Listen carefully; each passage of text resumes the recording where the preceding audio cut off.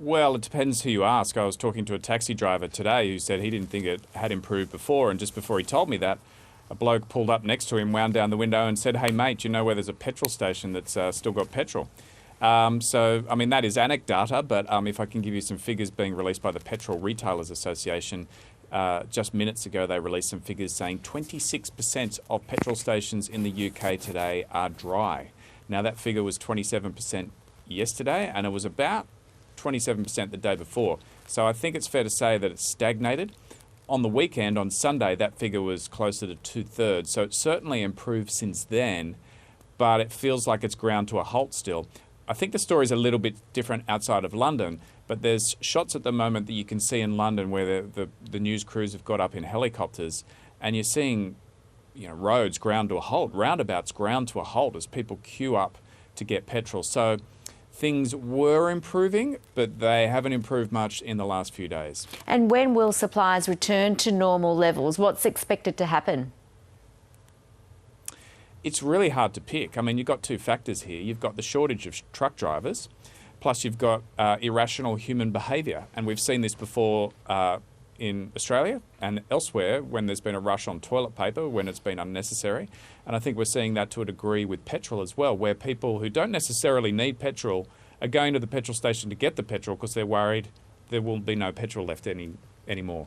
So whether you can put a handbrake on that kind of behaviour is hard to say. The bigger picture issue is the lack of truck drivers. Now, the British government here has said they want to provide temporary visas for 5,000 long-haul truck drivers. The big question is that going to work? They're only saying they're going to do it for 2 to 3 months. The driving companies want those visas for 6 months. You've got to ask the question, there's already a truck driver shortage across Europe. Are those truck drivers really going to move to Britain to work for 2 to 3 months? The part of that would be training, for not necessarily more pay.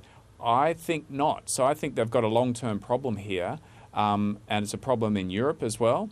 And it's going to be more of a problem in Europe into next year because the wages are likely to increase, and there's going to be other pressures on the trucking companies at that point. So I think that this is a long-term problem. In the short term, you're hoping that people's irrational behaviour decreases, and in the meantime, they've got the British military and some of their drivers on standby to drive trucks if needed. It must be so frustrating for many. And yes, I do remember, Steve, those shortages of toilet paper. Other than fuel over there, what else has been affected by this driver shortage? Well, anything you could imagine that is hauled by a truck. So local supermarket goods. A few months back, McDonald's were having problems with their thick shakes. KFC was having problems with its chicken.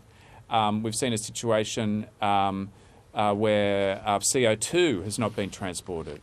So that's had all kinds of flow-on effects. So anything you can imagine being moved by a truck, the truck driver shortage is affecting the supply of that. And there are also warnings of a huge pig cull because of a butcher shortage. What do we know about that? So the local industry have come out today and said that they're very concerned that they may have to cull 120,000 pigs because of a lack of butchers and abattoir workers.